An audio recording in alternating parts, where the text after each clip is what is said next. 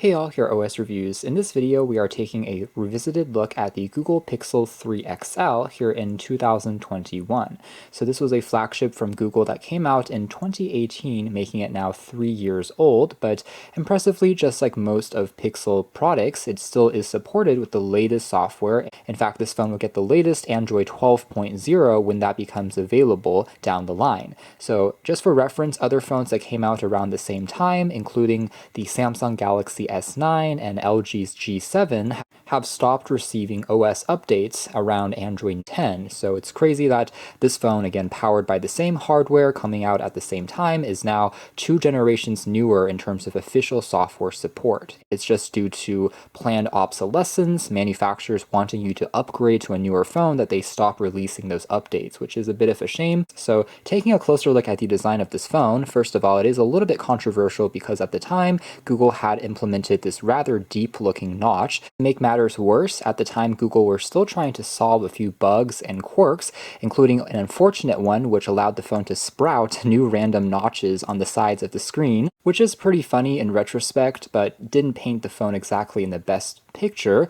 at the time of its debut. It was also the most expensive Pixel yet, with the phone selling upwards of $900. Thankfully, a lot of things have changed since then, including numerous software updates. The phone now feels extremely smooth and stable, as well as the fact that the street price of the phone has, of course, also dropped significantly. In fact, that's perhaps one of the biggest reasons why you may want to consider a 3XL here in 2021, being that you can find one in refurbished condition for around $100, which puts it at an incredible value, especially when you're comparing with newer phones on the market that have much weaker performance and potentially even older software out of the box, since again this phone will get Android 12.0 while many cheaper budget phones will remain stuck on Android 10 or 11. Furthermore, if you really didn't like the look of the notch, you could always hide it under settings on the phone, and because it is using an OLED display, blacks are inky and almost looks like there's nothing there. And to be completely honest, even having the notch turned on doesn't become too distracting after you start using the phone for a while, especially when paired with a more energy efficient, darker background or wallpaper. It already looks pretty good. The second lens here on the left is giving you a wide-angle selfie camera,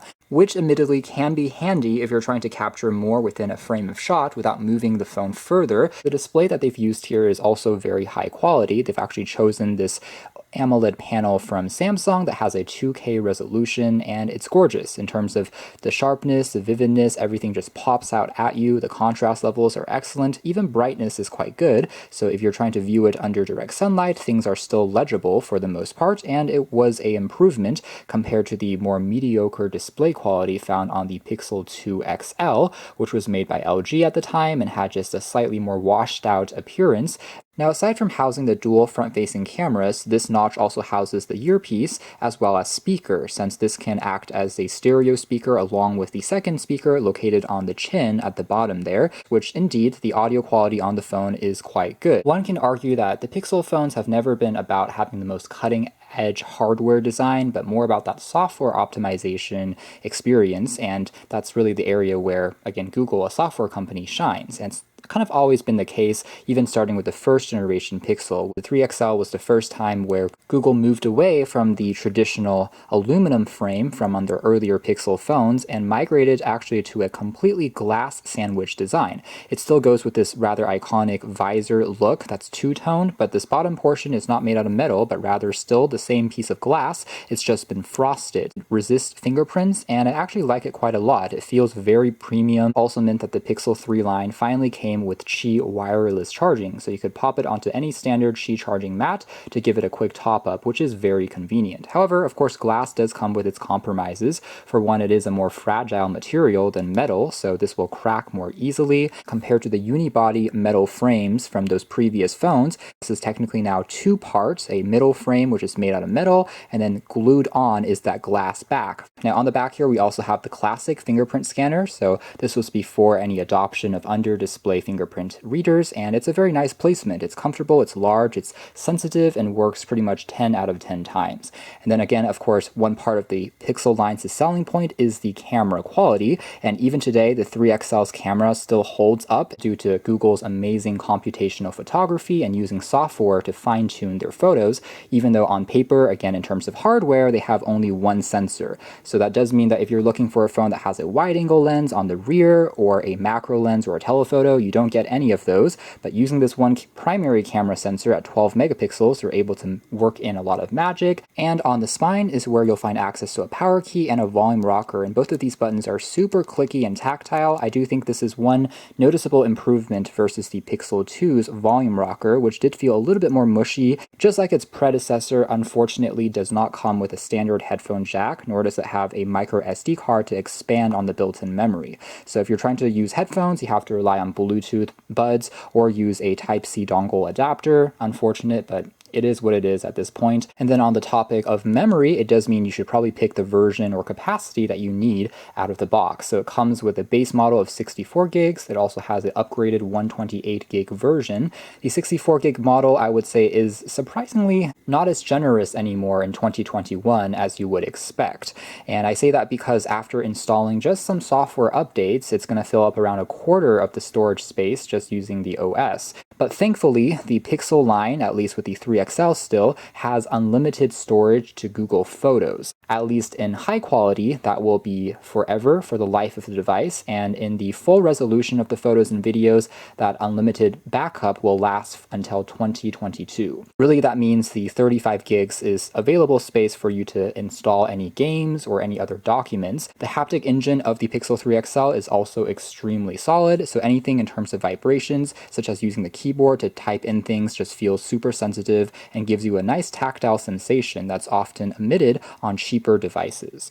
Now, otherwise, the phone comes with just 4 gigabytes of RAM, so that is one part of the hardware specs that hasn't aged as gracefully. In fact, even in 2018, 4 gigs was slightly lagging behind its competition. However, I wouldn't say it's too bad either for the most part, since the phone has a fairly capable Snapdragon 845 processor, which is still very fast and speedy, as long as you don't expect all the apps to instantly reload if you're doing a ton of multitasking. When you're actually in a game or watching a video or browsing the web, it still feels really fast and responsive, which is good. In terms of the battery capacity of the 3XL, it comes in at 3,430 milliamp hours. The capacity here isn't the largest in the world, but this is still sufficient for getting you around 4 hours of screen on time, and in general, it's not bad. You can definitely get you through an entire day's use. In 2021, if you're picking up a used unit, I would probably point you in the direction of the 3XL, just because the larger battery will mean that due to degradation, it's going to still last you for a bit longer versus some of the smaller Pixels. And as an official Google product, it's essentially as stock as you can get. No bloatware is installed, just the regular kind of Chrome browser, the Play Store, and a handful of notes and phone utility tools, and that's it. We can also long hold on the main home screen to change between some of the styles and widgets in terms of font sizes. All of this can be customized very easily. Even things like how the icons and colors can be all rearranged and gives you quite a good level of granularity. And in terms of wallpapers, you get quite a few attractive looking options which are official from Google. So under some of the options that we see here, we have a few that we just saw previously, but let's say we want to also change it to a cityscape. We can tap on confirm, and you can see how the image here is going to also change depending on the time of day, getting brighter or darker, which is pretty neat, and even showing up on our main lock screen as well, giving us kind of this 3D view, which is darker when the always-on display is activated, but when you wake up the screen, it gets a little bit brighter as well. So let's jump into the performance of the camera. So the interface is super clean, and honestly, what can I say? Just like the Pixel 2 and OG Pixels that we've seen, the quality here is super consistent, very fast to take an image. Other awesome tricks that you have here include night sight. There's also a portrait mode. Just to illustrate, here is a shot captured using that aforementioned night sight, and this was already around 8 p.m. at night during a winter, so things were technically very dark, but in terms of all the sharpness and colors that we can still detect, it's crazy that this image looks so nice on a scenario like this. Of course, if you wanted to, you can further pump up the overall saturation and do some tweaking afterwards, which is also quite easy to handle using the Google Photos app. All you need to do is tap on edit and it gives you a lot of suggestions afterwards in terms of how to further apply filters. Super easy to do in terms of just using Google's magic to kind of give you even more optimization, leave you with a really dazzling and beautiful looking image that you'll be satisfied with. So here's some daytime shots, which of course look even better in terms of their clarity, their vibrancy, and just level of detail is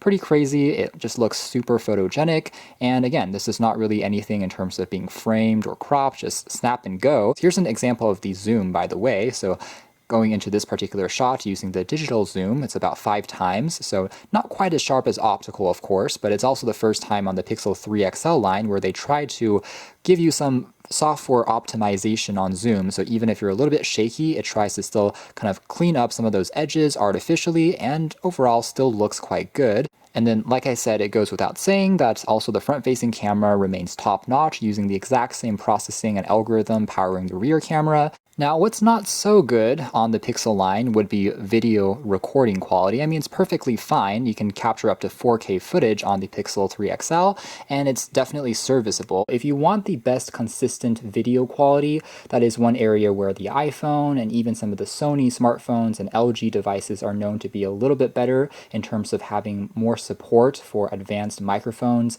that pick up sound, as well as some more stable footage and consistent looking video footage in general. But overall, again, it's still photos, still photography, where the Pixel line, I would say, shines the most. Just like the second generation Pixel that came before it, also came with the squeeze sensor. So you have the ability to actually squeeze or use active edge on the sides of the phone here to trigger different things. You kind of see a real live preview here as I'm squeezing the sides of the phone. So it's a pretty neat little software trick that was actually carried over from the HTC U11. And fun fact, of course, being that Google acquired much of HTC's engineering and smartphone division, and they had previously partnered with Google to make the hardware with some of their older phones like the Pixel 2 and the OG Pixel were technically manufactured by HTC anyways. So next, let's take a quick look at the performance if we're doing something like, let's say, watching back a video.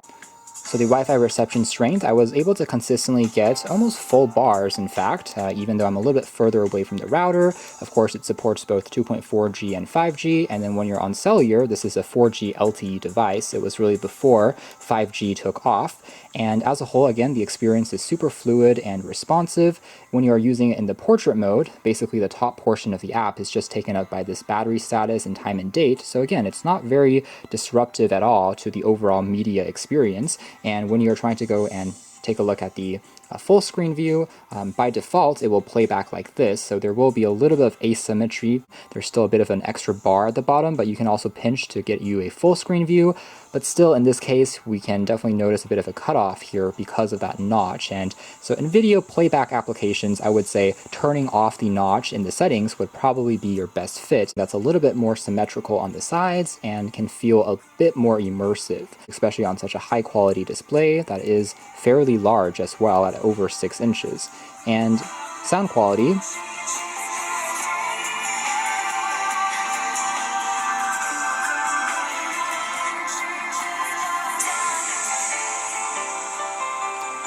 also is pretty good for a smartphone, I have to say. Go ahead and just jump out of this app and we'll have this little floating window, and the phone still works quite well. If I want to do something else like browse the web, for example, I can just go ahead and jump into that, working without any issues. Or of course, I can also try and do a bit of split screen multitasking, and that works fine as well. So we can open this up, tap on the bar, and then go over to split screen. So I can now have, let's say, the browser open on the side while I'm watching back a video, and the Snapdragon 845 is still definitely capable enough to handle those things, just definitely holding up here 3 years later without any issues at all. In fact, it will still easily beat out most of the mid-end chipsets, especially ones powered powered by, let's say, MediaTek or even the Snapdragon 400 or 600 line from new devices today. So if we kind of zoom out and just take a look at the web browser, again, loading up pages very quickly due to the processor plus the overall fast connectivity and the antenna bands. So doing a great job when it comes to reading back articles. Other things that we can, of course, access standard for Android 11 include capturing a screenshot. We can also tap on select, and this really allows us to highlight any text which we see. So for example, if I want to kind of steal any particular articles or kind of words here to search up or drag into an article, I can also do this. Other utility tools here like making phone calls, that works flawlessly without any issues. Again, here in the Seattle region, I was able to get almost full bars of reception, testing out both AT&T and T-Mobile. If you're trying to install any applications from the Google Play Store, this phone can more than handle virtually anything you want to throw at it, because honestly, the Snapdragon 845 is still a beast here in 2021. If you're trying to push the phone extremely hard, the phone will get a little bit warm towards the top left-hand region. It never becomes too hot or uncomfortable, but noticeably heat accumulation is present, but that's kind of to be expected when you're looking at a super intensive 3D game, or if you're just recording and taking a ton of photos or videos. That's kind of bound to happen even on the latest flagship. In the end, if you're trying to compare it with a gaming specific phone, like let's say a Razer phone, some of those devices do have a little bit better thermal dissipation, even though the system's hardware is still super capable. And as a whole, when it comes to playing back games, you can expect super fast frame rates and still a very smooth and fluid experience on the Pixel 3 XL, really having no complaints here even as you are playing super graphically demanding games.